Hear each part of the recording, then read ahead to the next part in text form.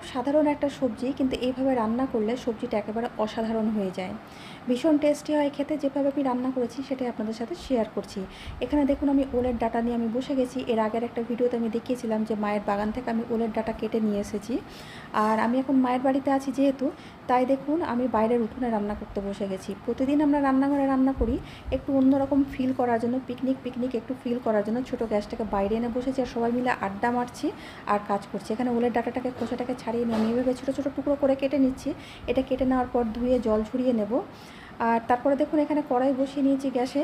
কড়াই বসিয়ে দিয়ে দিলাম সর্ষের তেল। তেলটা গরম হয়ে গেলে এখানে দিয়ে দিচ্ছি আমি গোটা গরম মশলা ফোড়ন আর আধা চামচ গোটা জিরে, একটা তেজপাতা। ফোড়নটা একটু ভাজা ভাজা হয়ে গেলে এখানে আমি পেঁয়াজ কুচি দিয়ে দিচ্ছি। 3টে পেঁয়াজ আমি কুচি কুচি করে কেটে নিয়েছি। পেঁয়াজ থেকে 2 থেকে 3 মিনিট আমি একটু নাড়াচাড়া করে ভাজা ভাজা করে নেব। একদম কালার আসবে না, একটু ভাজা ভাজা হলেই আমি ধুয়ে জল ঝরিয়ে রাখা ওলের ডাঁটাটা দিয়ে দিলাম। দিয়ে পেঁয়াজের সাথে নেড়েচেড়ে